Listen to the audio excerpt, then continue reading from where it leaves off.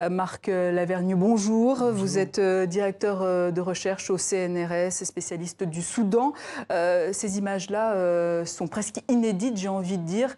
On a rarement vu le peuple soudanais se soulever contre le régime de Omar el-Béchir.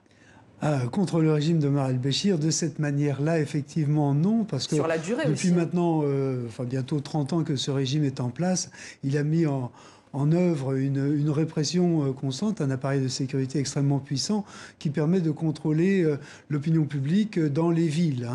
Il ne faut pas oublier quand même que ce gouvernement ou ce régime ont mené une guerre extrêmement meurtrière au Sud-Soudan jusqu'à pratiquement l'indépendance de ce pays en 2011, et puis au Darfour au début des années 2000, et qu'il y a des guerres qui se poursuivent encore aujourd'hui à l'intérieur du Soudan, dans les monts Nouba, ce qu'on appelle la province du Sud Kordofan, ainsi que celle du Nil bleu. Donc c'est un pays qui n'est pas pacifié. Si vous voulez, la violence est un mode de fonctionnement de l'État et de domination aussi de la population. Mais c'est vrai que dans les villes, c'est la première fois que les gens sont poussés à un point, à une extrémité telle qu'ils n'ont pas d'autre solution que descendre dans la rue pour demander une amélioration de leur sort.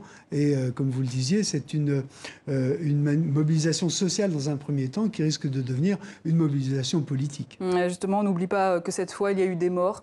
37 manifestants abattus par les forces de sécurité depuis le début des manifestations, selon Amnesty International.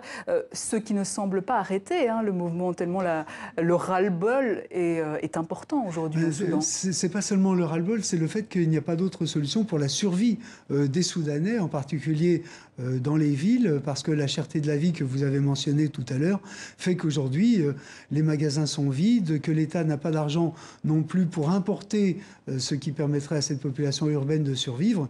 Donc il n'y a plus d'essence, plus de gaz, plus de pain, vous l'avez signalé, mais surtout plus de médicaments et tout ce qui fait le nécessaire de la vie en milieu urbain. Alors, ces manifestations sont une expression, je dirais presque obligée, de révolte. Alors justement, Omar el-Béchir s'est exprimé à la télévision ce lundi soir, et pourtant le pays est en grève générale depuis aujourd'hui, ce qui ne devrait pas arranger la situation économique. Vous le disiez d'ailleurs, quelle était cette situation économique au Soudan ? Elle est tout à fait catastrophique, je dirais, depuis 2011, depuis l'indépendance du Sud-Soudan.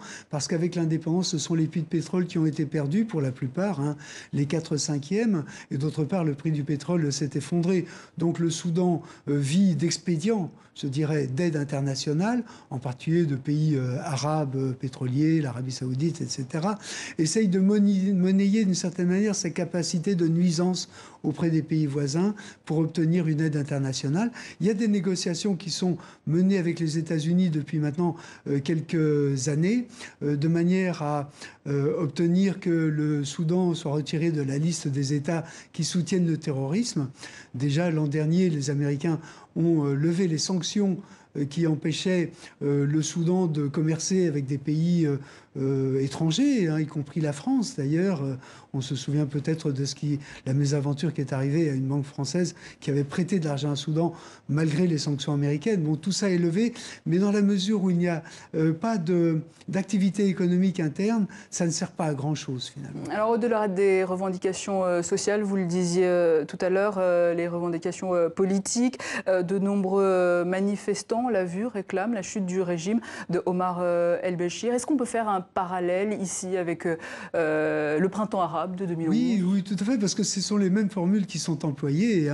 Le peuple veut la chute du régime. C'est pas personnalisé autour d'Omar el-Béchir, parce que les Soudanais, je pense, sont conscients qu'Omar el-Béchir est une figure de proue, est un peu la face émergée de cet iceberg, qu'est l'appareil, le système, le Congrès national au Parlement, et toute cette infrastructure militaro-islamiste qui a pris le pouvoir le 30 juin 1989. Et la plupart des jeunes qui sont aujourd'hui dans la rue n'ont jamais connu d'autre régime que celui-ci. Donc c'est vraiment l'expérience des printemps arabes qui avait déjà donné lieu en 2013 à des manifestations très importantes. Et les forces de l'ordre n'avaient pas hésité non plus à tirer. Il y avait eu près de 300 morts et les choses s'étaient arrêtées là.